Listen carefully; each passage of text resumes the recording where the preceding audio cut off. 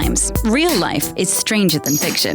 This is a reality trip with Ben Fama Jr.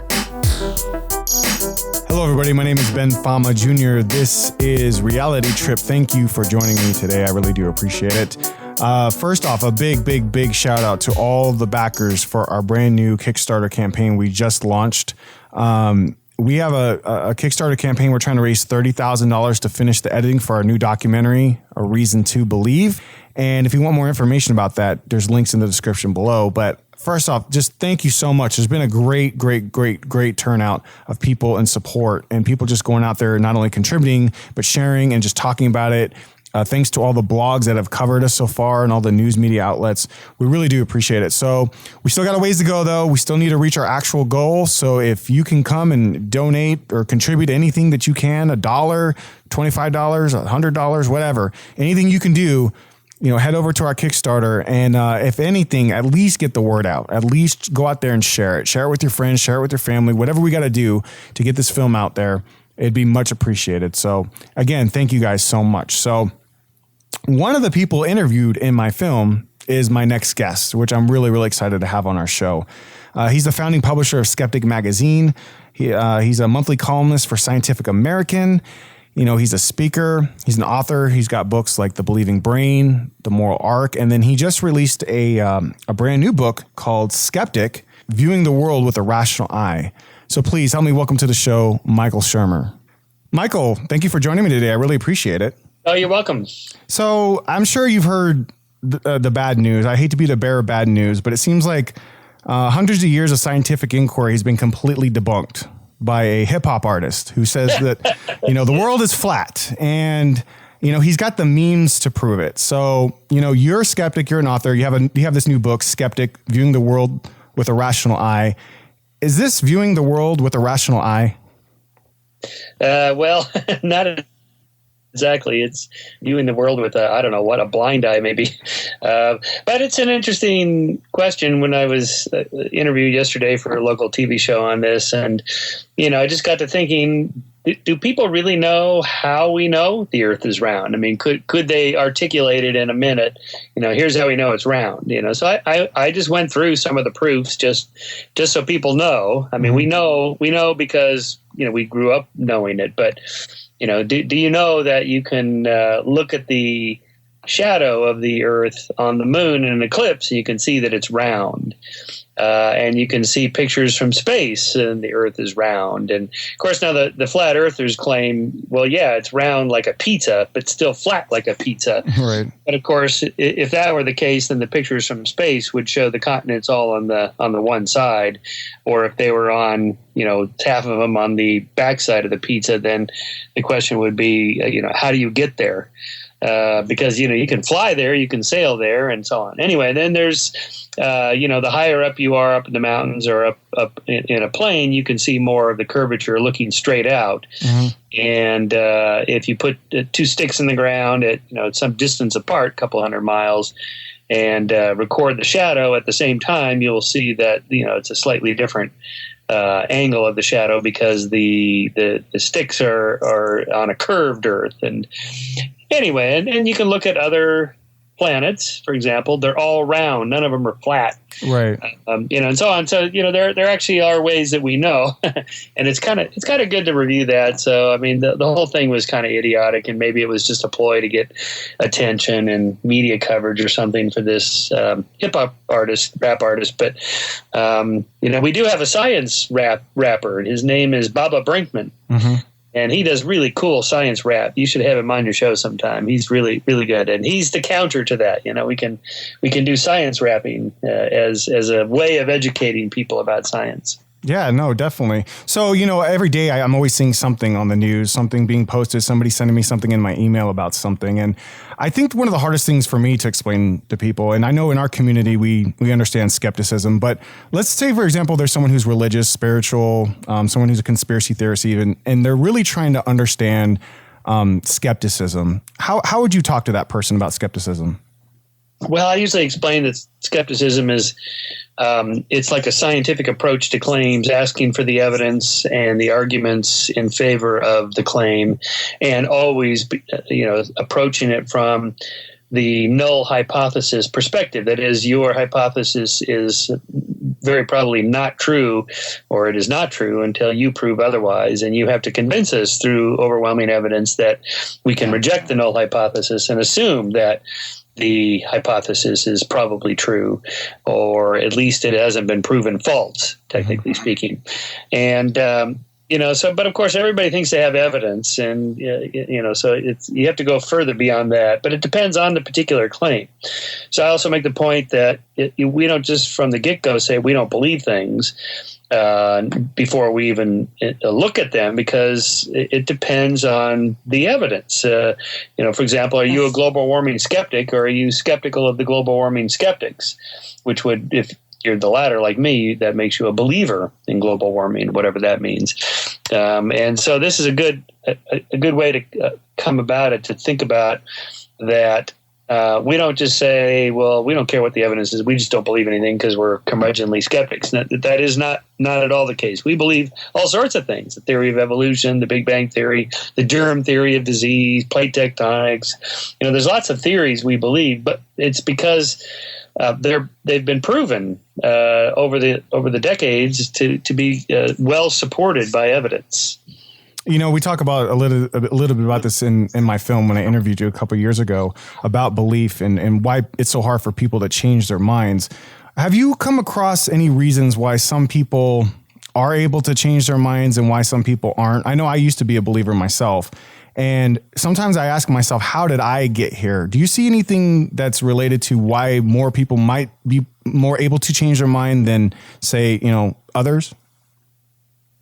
Well, there's two things. First, there's variation in all human characteristics, height and intelligence and running speed and all that. But of course, there's also natural variation in intelligence and other personality characteristics like openness to experience and introversion, extroversion, things like that people just vary. And gullibility is one of those characteristics, how gullible or not gullible somebody might be. And it depends in part on just genetics, their temperament, and how open they are to new ideas. I mean, it's good to be open to new ideas, but not so open-minded that your brains fall out, as they like to say.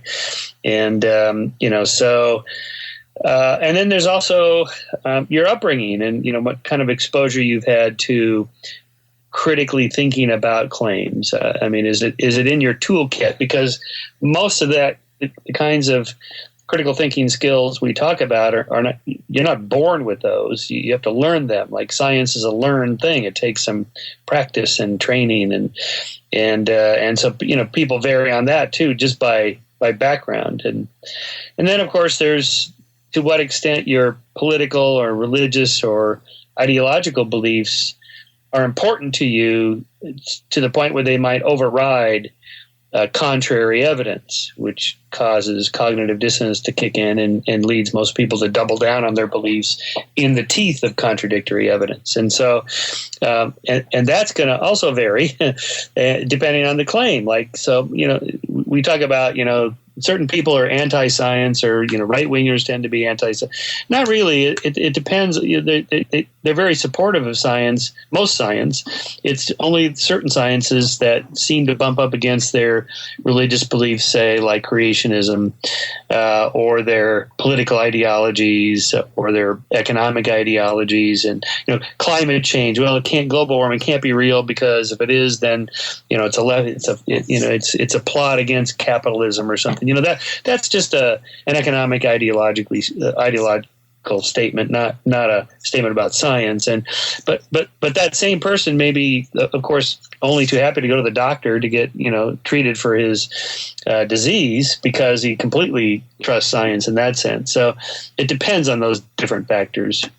I think that's the problem, even now with this political climate, is it seems like there's a lot of noise coming from both sides, the left and the right. And I wonder, how do we break through a lot of this noise to get to some of the rational ways that we can, understand problems? It seems like both sides come up with these really fantastic, ideas and sound bites. And some of us are really trying to figure out, how do we actually understand the problems that face us? Do you have any suggestions of how we can cut through a lot of this rhetoric?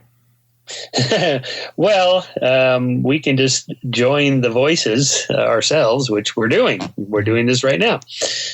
Books and magazine articles and TV shows and radio shows and podcasts and op-ed pieces and so forth. This is all part of the chorus of voices that are out there, and we just have to, in a free society, we just have to, just have to hustle and counter bad ideas with good ideas. And we also, skeptics and humanists, tend to be pro free speech, so we don't want to censor people, even crazy things like Holocaust denial or something like that. And we don't want to censor them. The best thing is just to shine a bright light of knowledge on it and show how ridiculous the claims are. And that would be the case with, climate change or whatever, whatever the thing that's being debated. But of course, we're right now in the middle of the upcoming primaries for the 2016 election. So naturally, there's a lot of noise. Mm-hmm. But this too will get winnowed down. Part of that is the fact that in order to get media attention and stand out, the various candidates have to make more and more outrageous or outlandish or extreme position statements to try to leverage, the media on their behalf. And once it settles down and we have just a smaller number of candidates, or even just the two that are the nominees for the two parties, then everybody will ratchet back the rhetoric and go back toward the center to get the center votes, and it won't seem quite so crazy. I think that's important too, because being a skeptic myself, I started to kind of question this kind of groupthink mentality. I grew up, as a Republican, and then I became a Democrat, and now I consider myself to be an independent. And sometimes both sides hate me because I try to bring up, hey, it's not always a black and white thing. So let's talk a little bit about what people don't understand about skepticism. Sometimes people say, well, you just want to doubt everything. You just want to, just argue with everything. And what is it you think people don't understand about it? First of all, I think they tend to conflate skepticism with cynicism. I'm not sure why that ever happened. It seems to be just the words sound similar. I don't know what it is, but skeptics are not cynics. We're in favor of all sorts of really positive things. And, so there's that. And then I think people just misunderstand the word in general. It's not just automatically gainsaying anything somebody says. Mm-hmm. It's just asking certain questions, like that's interesting. How do you know that's true? Or, I used to believe that too, but I don't anymore. Would you like to know why? It's just sort of having a questioning mind, a curious mind, but also I think it helps to be open and respectful of other people's beliefs, at least to get the conversation going. Mm-hmm. And just, say, so tell me more about this. What, how did you come to that belief, or what makes you think that's true? Or, that if you start off saying, I think you're crazy, the wall's probably going to go up, cognitive dissonance will kick in, mm-hmm. They'll double down on their beliefs. They will no longer even be listening to your arguments. They'll just be listening long enough to counter whatever you're going to say with their next point. And that's pretty much the end of the dialogue when that happens. Yeah, and that's really important, because there's times, yes, I'm like pulling my hair out, taking my, blood pressure medication, being like, what is this crap, But then there's times where I'm really trying to actually figure out where, somebody's coming from. Even with the film that I'm making now, a lot of people have reached out to me and even said, like, I'm glad that you're sitting down to have a discussion. And I think a lot of times that discussion kind of gets pulled away. It gets stripped away from this nonsense. Even online, it's like trying to have a civil discussion at all and anywhere seems almost impossible. So why do you think that is at this point in time? Like, do you think that we are getting better at having civil conversations? Do you think that we as skeptics are doing better to communicate what we're trying to say? Or do you think that we're just becoming just as bad as, ideological people out there? Well, it depends on which skeptics or humanists or whatever you're talking about. Our sample size is much larger. Our cohort has grown quite a bit in the last couple of decades. We are a sizable minority now. Depending on how you want to define it, we're now 1 out of 5 at least of the unchurched, the people that that tick the box for no religious affiliation, the so-called nuns. So in terms of in terms of religion, that's and it's actually 1 out of 3 for millennials, people born after 1980. And so that's pretty encouraging, but not everybody is into religion as a thing. There's other branches of skepticism and humanism dealing with human rights and civil rights and things like that. Skepticism dealing with the paranormal. So it's not like religion's the only thing. But the fact is that the skeptical movement it has really grown quite a bit. There's our Skeptic magazine, Skeptical Inquirer. There's a lot of Skeptic magazines around the world actually, and tons of newsletters and groups, and it's a real market now, a real cohort of people. And so of course you're going to get extremists on with a larger sample size. When the bell curve is larger, there's going to be more people on the 6 standard deviations to the left or right of the center. So you're going to get more, weirdos or whatever, extremists, more angry people or whatever. And then we get lumped with that person or whatever. And that's not good. But that happens to all groups. And it's the same thing with some of the purges, who's the real skeptic or who's the true humanist or, whatever. That happened back in the 60s to the feminist movement, who's the real feminist, and purging people out of the group, and that sort of thing makes it but that's normal. We just have to get through that stage. That's interesting you brought that up too, especially when it comes to feminism. It seems like in the atheist community, that seems like a big topic for a while that everyone was talking about. And, I guess I can, just like most people, I was very much, supportive of equality for anything. And I guess you could have considered me, a feminist as a male. But as I started to kind of look into the arguments of what people are trying to say, it seems like what we think about feminism, how we understand what we're trying to say, and not that we're trying to be bigoted. We're not trying to say that, especially in the atheist community, it seems very male dominated. We do want more women thinkers. How do we address a subject as sensitive as feminism? Yeah, well, the label is problematic because it's loaded with a lot of political baggage. Mm-hmm. So, if you look at, the central points of what the feminist movement is after, by reading people like Carol Tavris, it's one of the great feminist writers of our generation. I agree with her completely. But if you say, "Are you a feminist?" and then you show me pictures of different feminists, like, "Ooh, I don't know," because this person believes that, and this other person believes this, and and that's part of the problem of having a little checklist of things you have to believe to be an X, whether it's feminist, libertarian, skeptic, humanist, or whatever.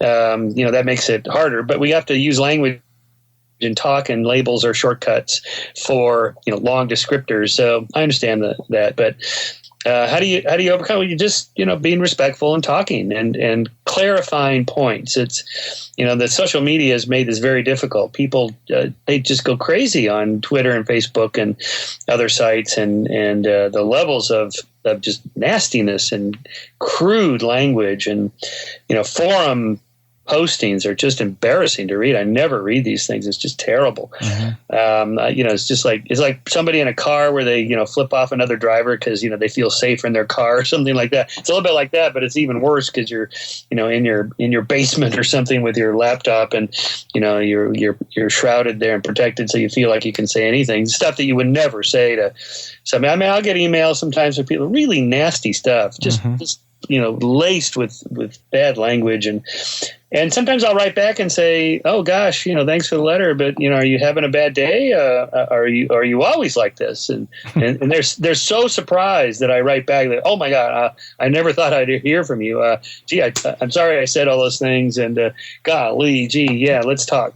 So it's like when they find out it's a real person, behind the screen, then people tend to be nicer. So I think that helps if you can actually dialogue with people. Really, just talk to somebody one-on-one, rather than somebody being a member of a tribe and representing their tribe, and then putting up the walls and try to break those walls down, and just try to find common ground. What is it we're all working toward, and try to be tolerant of differences. There's always going to be differences, but I am concerned about the sort of moral panic that people are in the last few years.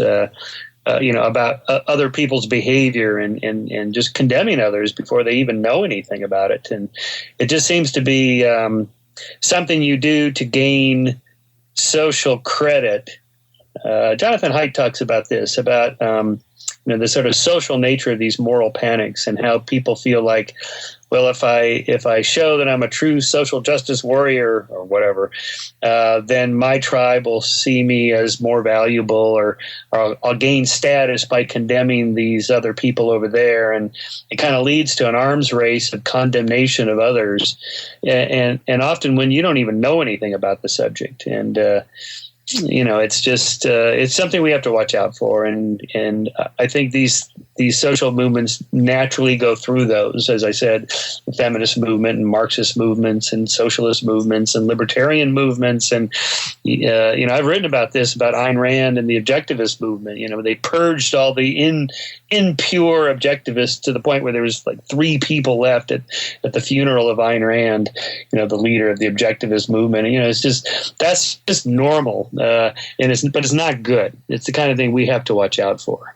So, and that's actually a great segue into your book, The Moral Arc. And one of the things I have a question is when it comes to morality, I think that trying to understand it through the eyes of science and reason, and trying to understand arguments that even are still pervading us today, such as, if you don't have if you don't have God in your life, how do you have any morality? How do you address that question? Because I know that there's still people that don't understand how to even answer that question, much less understand why there's a problem in it. Sure, yeah, that's a hard one because our culture is so infused with religion. It's like the fish in the water. You can't even imagine what it's like without religion until you try it, and then you realize, oh well, okay, I guess I'm not going to be immoral and go murdering and pillaging and destroying things if I don't believe in God. So one way to do it is one of my rhetorical techniques is to ask somebody what they would do if it turned out there wasn't a God. And would they suddenly become shoplifters and start embezzling from their company, or cheating on their spouse, or lying to their business partners, or whatever, grand theft auto? Would you do all these things? And almost everybody says, "Oh my gosh, no, heavens no, of course." Well, why not? Well, it'd be wrong. Well, why is it wrong? And it isn't long before you can get them to articulate a rational argument for why you wouldn't want it done to you, the golden rule, or it's disruptive of society, or it would hurt somebody else, and I can imagine what it would be like to be them, and I wouldn't like that, and so on. I mean, you can articulate the utilitarian argument. If everybody stole, then we wouldn't have a civil society, and there's lots of ways to come at it that way, I think, and actually most people agree with me on this. Even somebody like Dinesh D'Souza, who's a conservative Christian who I debate on this subject, but he counters, to be fair to the other side.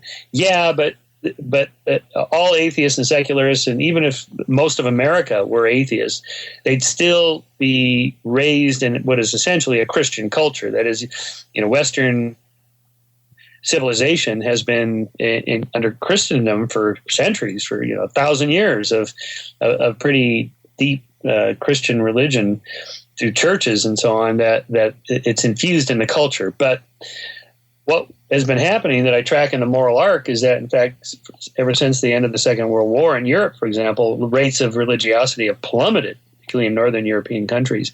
And yet they haven't gone to hell in a handbasket. In fact, their societies are better than religious societies, including, by most measures, America.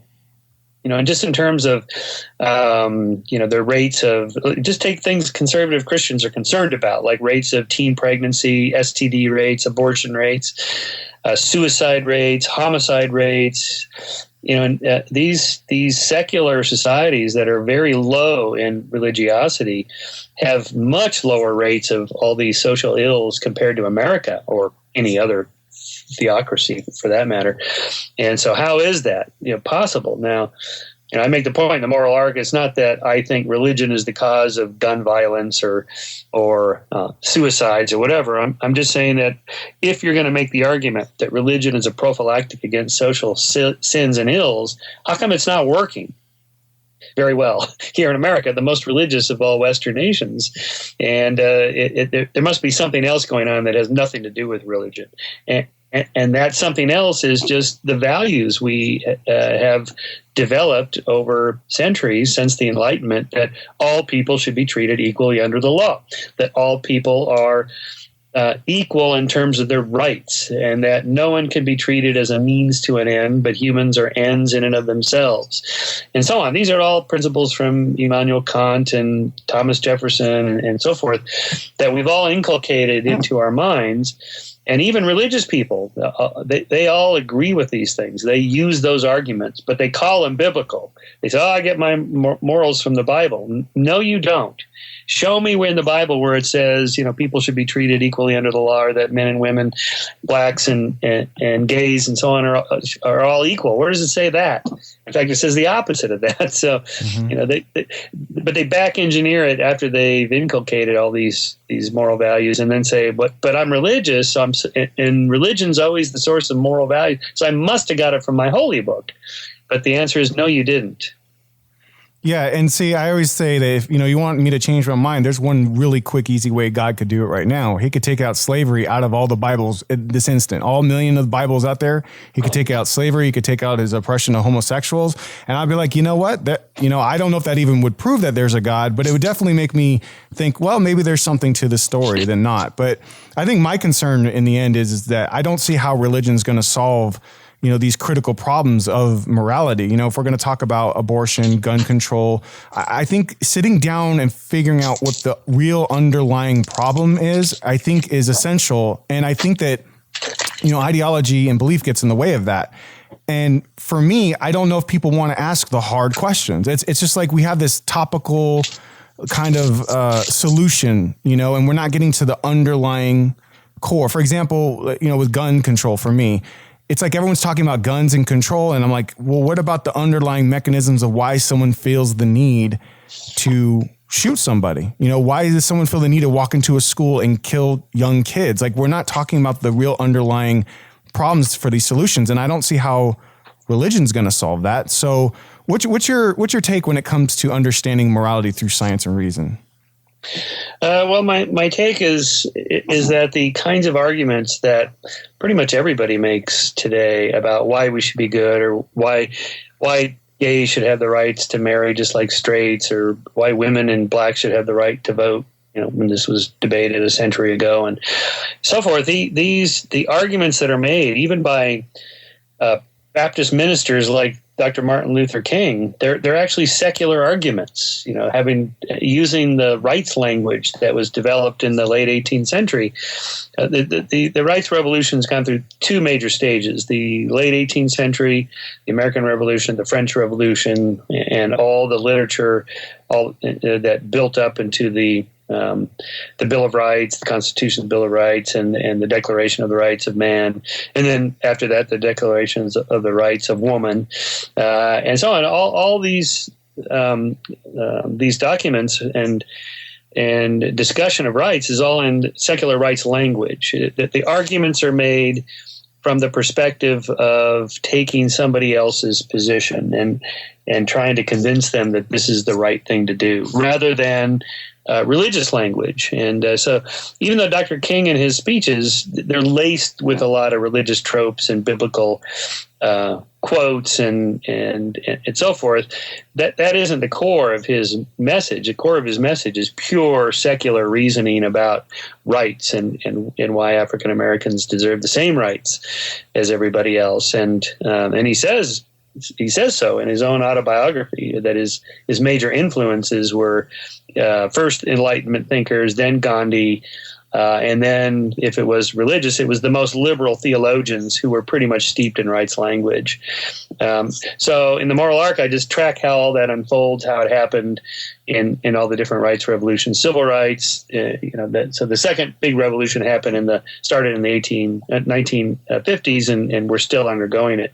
Civil rights, women's rights, gay rights, animal rights, and the same-sex marriage thing is a perfect example of how this happened. And you You can see how quickly it unfolded, and you can see who opposed it. The only opposition were kind of fundamentalist Christians, Presbyterians, evangelicals, and the religious people most supportive were really what we would consider, pretty liberal religions, like Reformed Jews and Episcopalians and so forth. So that shows us that wherever people are getting their religion, it really isn't their morals. It really isn't from their religion or their Bible. They might be getting it from their religion in the sense that in the pulpit every week that the minister is giving a sermon about this or that, but he's probably also steeped in rights language and using that kind of language.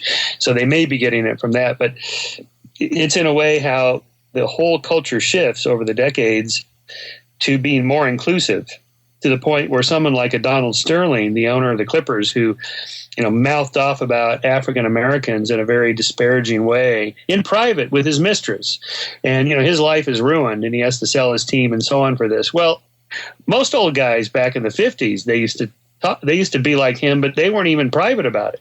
They would routinely speak about blacks and Jews and women in ways that would be embarrassing today.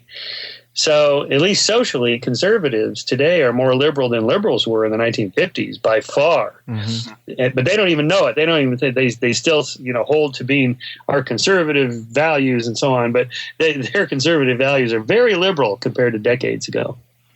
So what do you think about also the moral argument for certain types of people in society that do things that I don't want to use the word fraudulent, but it's the only word that comes to mind when I think about there's this big thing going on now with the Hollywood medium, this new medium that can talk to the dead. And I had this conversation with somebody online, and I even addressed it as is there a moral argument in saying that is it moral to take advantage of someone's vulnerabilities for money? I mean, we persecute people for fraud all the time, people who manipulate people to get money. What do you think is the difference between that and a Hollywood medium or the Long Island medium or people like that who take advantage of people's vulnerabilities? Yeah, I don't think it's different at all. I think it's all fraud. Unfortunately, the law is more forgiving of psychics talking to the dead than it is, say, the 3-card Monte scammers on New York City streets. I think they're still outlawed. The law is kind of funny about this in terms of what constitutes something like a financial scam. If it's somebody with a pyramid scheme, someone like a Bernie Madoff, all the way to just small-time operators, they'll get busted much faster than, say, somebody talking to the dead. And how do you prove that they're not talking to the dead? And besides, anybody can talk to the dead. It's getting the dead to talk back. That's the hard part. And but in principle, there's no difference. Assuming that I think most of these psychics know on some level they're kind of doing a con, unless maybe they've come to convince themselves. Self-deception is pretty powerful. Maybe they really believe they can do this. But my guess is they have two sets of books, like the mafia or people that are running shady businesses. They have two sets of books, one for the auditors and the IRS, and the other for their internal running of the business. And I think in the mind of psychics, I think they have two books. The bookkeeping thing in their head, like, okay, I know I'm kind of scamming things here, but I got to make a living. Mm-hmm. And then how they justify it externally. Well, I am helping people after all, and maybe I do have a little bit of psychic power. I did get that one thing last week that even I didn't know how I got it. Maybe I do have these special. I've met people like this who think that. This guy who taught me long ago in the 90s how it's done, because he used to do psychic readings for the Psychic Friends Network, and he was a magician on the side. Well, really, he was a magician that did psychic readings on the side, and he kind of justified it by saying, "Well, I am helping people. It's a kind of a form of therapy, and that kind of thing." And I think people go through those kinds of rationalizations, but at some level, it really is a scam. Actually, that kind of brings me to my next point too. There's a article I just read recently, and I know it is in Mirror, but the reason why it brought my attention was The headline was this: woman had sex with aliens and gave birth to hybrid babies, and so might you. And I think people send me this, like my friends send me this for just to see me get upset and lose my mind. But at first I was like, okay, what is this crazy shit? Why are they sending me this? But what actually drew my attention to it was that, I live in Sedona, Arizona, so there's a fair share of just crazy ideas. Oh boy, you do? Yeah, no, I'm a black sheep here. That's why they, Boy, I'll bet you are. No, I'm totally a black sheep. And when I came here, I wasn't, I was a spiritual person. That was like 5 or 6 years ago. But yeah, I'm very well known for my outspoken skepticism. And I do want to say for listeners out there that there are some really good people out here. It's beautiful here. Not everybody here is crazy. There's a lot of great businesses here, but there is a fair share. And I think that's why I'm so adamant about speaking out, being here about these ideas. And so it turns out that this newspaper article was about a girl that is here in Sedona. And so I was like, okay, well, who is this girl? Obviously it's a small town. Somebody I know has got to know her.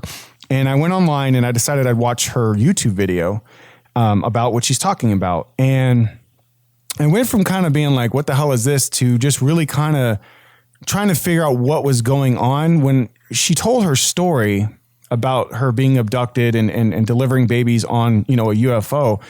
It seemed, she was thoroughly convinced of this story. It seemed like she was thoroughly convinced. And the question I had, and I was talking with my wife about it, is how do people get to the point where it's so fantastical that they have all these details, they have all these, like deep stories about it, knowing, they got to know this didn't actually happen to them.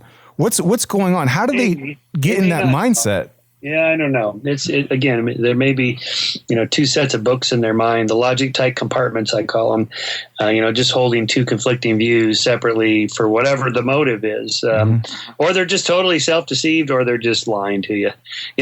We can't discount the fact that people do lie. They do every day. We know the research on this now. Everybody lies every day about 10 to 15% is kind of the amount given. Studies on Dan Ariely studies in his book online are really good about this. You give people these Sudoku-like puzzles to solve, and then they're paid for the number of correct answers that they get. And in one set of conditions, they do the tasks, and then they shred the answer sheet in the room and then go out and tell the experimenter how many they got right. Then they're paid like $1 a correct answer or something. So obviously you could just make up whatever you want. And then the other condition is where they do the puzzles, and then the experimenter just sits there and counts them up, and they know that they're going to be checked. And so how much did the people in the first condition exaggerate the number they got right? And the answer is about 10 to 15%. In other words, they didn't just go up and say, I got them all right, now pay me my $100 or whatever. They didn't lie by like 100%. And so Dan's theory about this is that you can get away with a certain amount of deception. That, we're kind of forgiving of people exaggerating a little bit, like maybe on your resume you exaggerate your grades a tiny bit, or on a dating site you exaggerate just a little bit how tall you are, how much money you make, or what your weight is. In this case, you'd unexaggerate it, I guess, just enough that it seems plausible. But if you exaggerate too much, you're going to get busted. So this is the idea behind deception, and so it could be that I think maybe these people, to a certain extent, start to exaggerate a bit, then come to believe it a little bit, and that reinforces it. And in the case of psychics, like talking to the dead or doing astrological readings or whatever, with practice you get better at it. And then the people you're doing it for are going to be more impressed, and they're going to give you more positive feedback about how well you're doing, which gives you more confidence that, hey, maybe I actually can do this, which makes you even better at it. When I say better, I mean just the dialogue is smoother. You have more things to say in your armory. You have more stuff to bring out of little clever things to do, say in a cold reading, for example. There's books on cold reading, how to do it. There's hundreds and hundreds of things you can say that tend to be true for most people. Ian Rowland has a book on this, but it takes a while to memorize them all and remember them and think on your feet quickly, and practice, I think, it helps a lot here. And so, I think you have all those factors at work there in these kinds of people. There's a great book that's out there too. I met this gentleman at a Skeptics conference out here in Flagstaff. I can't remember his first name. His last name is Edwards. He actually wrote a book about cold reading. I guess he pretended. Yeah, Mark. Yeah. Okay. So that's what it brings to mind. When my wife brought up a good question too about that. About when do we actually end up drawing a line when it comes to just saying, okay, well, this is silliness, this is whatever, and then having an actual genuine concern for someone's mental health and well-being. And the reason why I bring this up is I'm an advocate for mental illness, and it's easy for me to be like, hey, these people are stupid, this is crazy. But I've also tend to notice that when I talk to people sometimes genuinely, that they may suffer from some underlying emotional problems, maybe emotional abuse, physical abuse, or something like that. How do we not put ourselves in a position where we are generally like, we don't want to push people into a corner, but try to understand them empathetically and try to figure out what their mindset is? How can we be better at that? Well,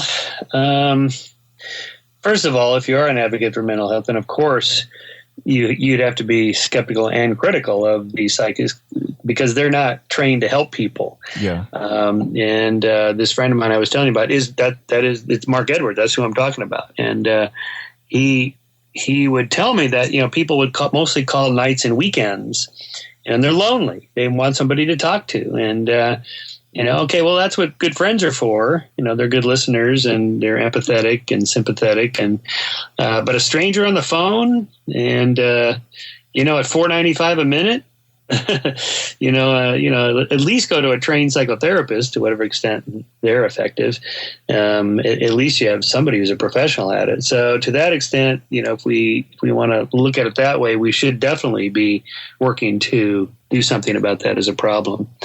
But in terms of, well, I'm not quite sure what you were asking there of, how we help who. Well, how can we better understand people when they tell us sometimes these fantastical stories? Because I tend to notice even in Sedona, a lot of people come here and, at first I was just like, hey, you guys are crazy, whatever else. But I have met a lot of people that I think do have a serious underlying mental disorder, mental illness. Yeah, absolutely. Some of them may be truly hallucinating. They may be schizophrenic or have a psychotic break, or they may just have super, fantasy-prone personalities where they just hear and see stuff. They're not technically crazy. I mean, they can still hold a job and be in a relationship and go shopping and just do normal stuff, but they still have these fantastic experiences.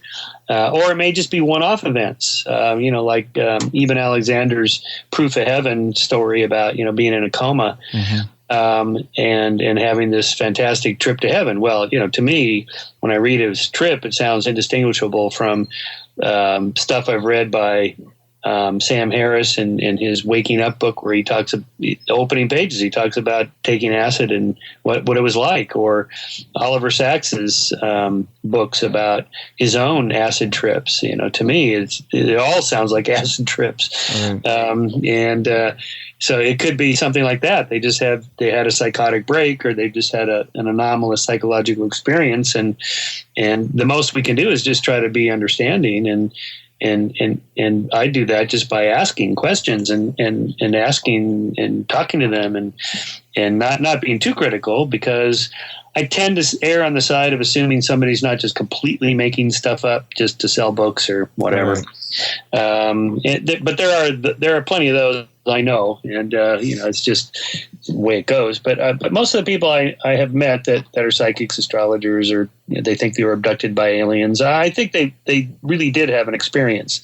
Sleep paralysis, perhaps, lucid dream. They wake up in the middle of the night, sense presence in the room. They think it's an alien.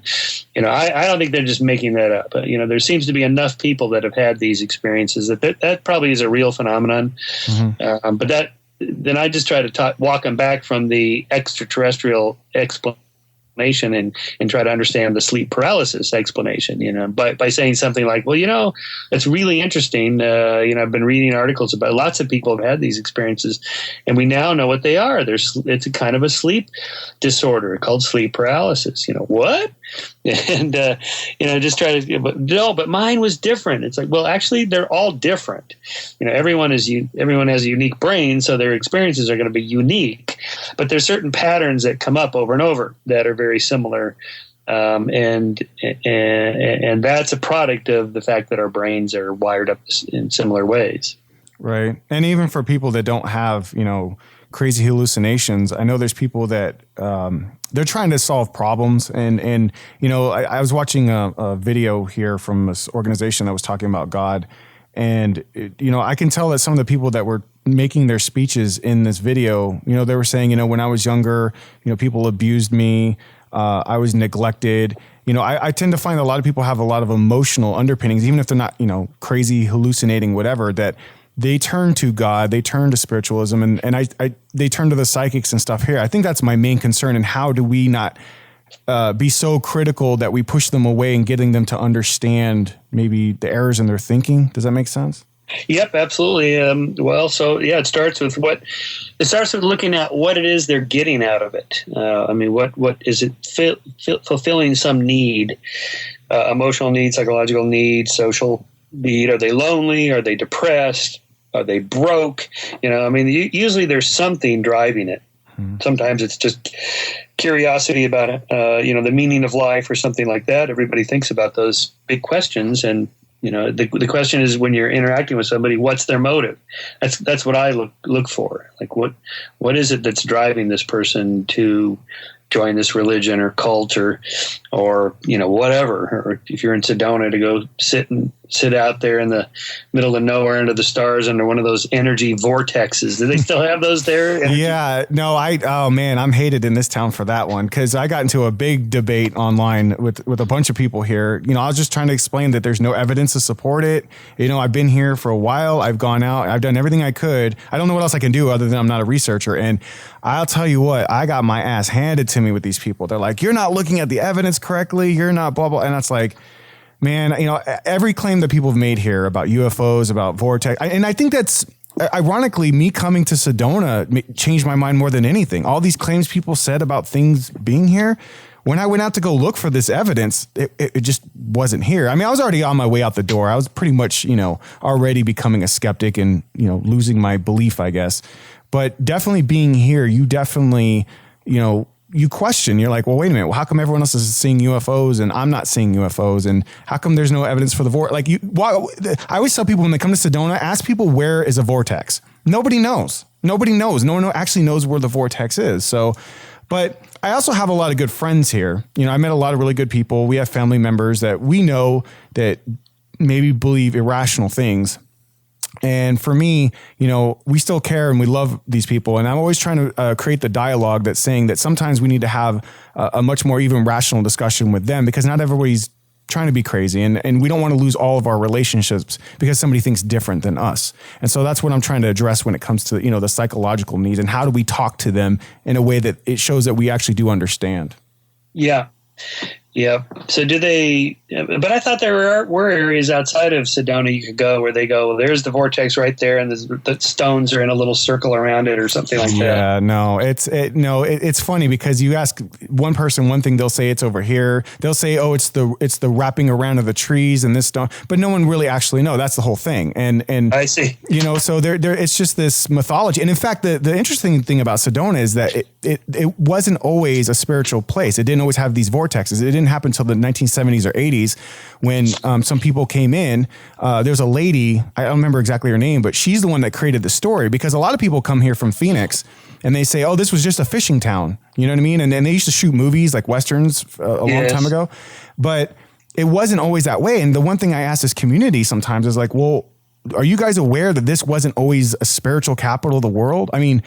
Everybody comes here. Deepak Chopra, all the psychics, they all come here, but it wasn't always that way. But not that many people know that about this place, you know? So getting people to question things is hard. And I become very unpopular because of that here. I mean, like I said, I have some really great friends here though, too. I don't want to paint a bad picture. I think you guys should come out and visit, but, it's just really, it's really difficult. You know, me and my wife are definitely the black sheep here, and it's difficult to just talk to people. But every once in a while we get a conversation with somebody and they'll open up about, you know, what it is what they believe. And we just try to question them. I think that's why in my film, I try to just question people. I have people from the opposite side of what I believe in the film just to talk to them. I'm like, look, I'm not trying to say you're dumb or stupid, whatever. I just want to understand where you're coming from and maybe, you know, think about what your thought process is. So, yeah. You know. Yep. Well, that's about all you can do. I have noticed that the sort of new age energy centers of the world are always in really beautiful vacation spots. Yes. Yes. Sedona, Hawaii, Machu Picchu, you know, just kind of really cool places that, you know, geologically speaking, there's nothing special about them other than they are beautiful. Sedona, I've been to Sedona a number of times, and it is a gorgeous place. It really is. It really a nice is. place, and it's high altitude. What is it, about 5,000 feet there, or something like that? Yeah, between four and five, somewhere around there. I don't know. My wife knows more, but yeah. Yeah, no, it really is beautiful. And I try to tell people, hey, look, I mean, not everybody hears that way. I know there's this perception about Sedona, but there's a lot of great art and culture and, you know, just really good people. And I think that's why I speak out so much, you know, and saying like, can we put on a better... I know a lot of people want to move away from kind of this, the woo-woo, I guess is what you call it. And I think that's what makes my film or just me different than maybe most atheist films, you know, like Religulous, even though I love Religulous, is, you know, God was easy for me to give up, but spirituality, psychic stuff, that was a little bit harder. Well, you know, in terms of like surveys on what scientists believe, you know, most of them are, you know, the majority are atheists, but a non-trivial number believe in God, and another non-trivial number, about 18%, believe in some kind of higher power. Right. And, you know, it could be a deistic type God, a Spinoza type God, or, you know, a Deepak Chopra type God. That's why I always caution, you know, atheists when they like to cite this number that I cited at the beginning of our conversation about the nuns, the rise of the nuns. 1 out of 5, you know, have no religious affiliation. 1 out of 3 millennials have no religious affiliation. But that doesn't mean they're atheists or agnostics or skeptics. You know, a lot of them are into the kind of quantum consciousness, the, you know, Deepak force, spirit in the sky kind of thing, right. Which really still taps in the same emotional need of there's somebody or something out there that knows we're here and cares about us. Right. That's really what is behind, you know, religion, that this is not all there is. There's something else. And even if you don't believe in, you know, heaven and the resurrection and all that stuff, you know, there's still plenty of ideas you could turn to that feel just as good, you know, like, you know, Deepak's ideas, you know, where do you go when you die? Well, you just return to the conscious state in the universe of consciousness that you were before you were born. Mm-hmm. In other words, there is no such thing as birth or death. It's all a continuum. And, you know, when he says this, I've been in audiences with him, you know, the people just eat this up. They love it. It feels just as good as saying you get to go to heaven and be with sweet baby Jesus. Mm-hmm. You know, it's the same kind of emotional fulfillment there that's being met. Yeah. And I think that's what people don't talk about very often is that the emotional reasoning and how it, you know, it supersedes our logical thinking. You know, I don't see too many conversations about that. I'm sure they're there, but most of the time we're not really talking about the emotional reasoning of why people are really doing it, getting to that underlying core. And I don't know if that's even what's missing in the atheist and skeptic community, because I think a lot of times people turn to these groups because they do find that emotional connection there. The question is that are we addressing the needs of these people emotionally? Right. And I don't know the answer to that. There's not one answer. There's, you know, lots of answers. And for me personally, I'm not into meditation. I don't like the sort of humanist church type meetings that they have, you know, Sunday assemblies and the Unitarian Universalist type churches. I mean, a lot of people get a lot out of that. Most of them are atheists, or they don't believe, you know, they're deists or whatever. And that does seem to fulfill a need that a lot of people have. But I think there's a lot of people like me, not a lot. I mean, we're a minority, but it's a non-trivial minority who just would rather sleep in on Sundays. Right. And who was it? Dorothy Parker said something about why she's not religious because I'm too fucking. Why she doesn't go to church on Sunday? I'm too fucking busy, and vice versa. Yeah, that's it. I kind of messed that up, but you got the gist. There's a lot of us that just don't get anything from religion, and the lighting of candles or the singing of hymns, the music and the camaraderie. I don't really feel a need for that. But the secular type churches, they do that, and there's a lot of people that like that, and so that's one answer is we create our own secular church, as it were, and that's what a lot of humanists do that, and they have wedding ceremonies, secular wedding ceremonies, secular funerals, and so on, and I think that's great. Yeah, because community is definitely what's important. In the end, that's what we are. We're social creatures, and we want to be around people that are that think like us, that act like us. And I think that is hard sometimes when you're a free thinker and you're out there asking questions. It can sometimes feel very lonely for some people, and I get that. So it's important we come together as a community, and so. Maybe we could finish up with just a couple questions. I got 2 questions here from some of my backers from my Kickstarter campaign. Okay. This one's from Hector Hugo. I think it's Pena. I hope I didn't mess that up, but obviously I did. It's actually a question about love. He says, "It is hard to love someone who is proud of engaging in supernatural nonsense of any kind, not because they disagree with us, but because we all want something intelligent. How can we educate our effectively other half about skepticism without hurting them?" Well, oh boy. Yes, to keep the peace at home. Domestic tranquility is important. And being respectful of your partner is part of being in a loving relationship that works. And Darwin had to face this with his wife, Emma, who was very religious, and he grew ever less religious as he got older, and to the point where he didn't really believe in God anymore toward probably the last third of his life. But he pretty much kept quiet about it. That's why he never wrote publicly about religion, because it would hurt his wife and her feelings. And she really loved him and was looking forward to spending eternity with him. And the idea that there might not be an eternity would have been devastating to her. So Darwin kept quiet about that. And, you have to respect that. That's just that's part of what it means to be in a relationship, and of course, all of them are different. It just depends what the circumstances are. But I'm not exactly a marriage counselor, so yeah. Well, I think that's also important in families too, because I'm the only atheist in my family, and we debate religion, obviously, but there's a point where I don't push too far if I don't have to either, because I don't want to destroy my family life. But they get what it is I'm doing, so they're not like totally bad about it. But it's a tricky balance. It really is. But trying to speak your mind, trying to speak truth, but then you're like, well, there's more to us than just, atheism or even politics. And I do think that's true. I think we live in these bubbles in our camps that we're like, oh, we can't talk to this person. We can't associate with this person. And I think that's bullshit. I got friends of mine that are totally opposite of everything that I believe and think and do. And they're still good people. And we shouldn't lose that value, that connection. Sure. Yeah, if you don't want to be, if you're not going to be friends with anybody that disagrees with you about anything, then you're not going to have any friends. So Right. All right, let's take one from Ricardo Borba. He says, if smart people believe stupid things for non-smart reasons, shouldn't they be ideal candidates for the Socratic treatment? If they're really smart, shouldn't they become suspicious of their own? Yep, absolutely. And I try to use that. The Socratic method is quite good. Pete Boghossian is really good at this. He has his whole street epistemology program that deals with how to talk to people on the street, just, and talk them out of it. But it has to do with the Socratic method. You just ask a lot of questions and you lead them along, respectfully, and you let them get there. They really do need to get there on their own, or they're not going to believe it, really believe it. They might just be saying something.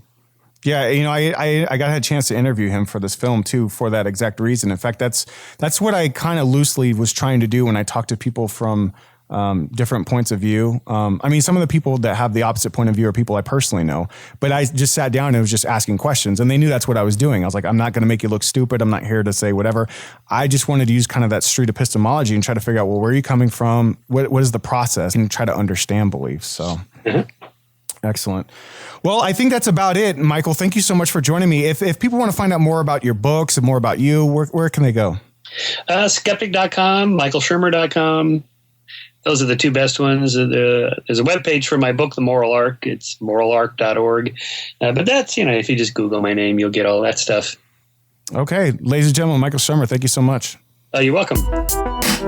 You've been listening to Reality Trip with Ben Fama Jr. Check out more great content by visiting benfamajr.com.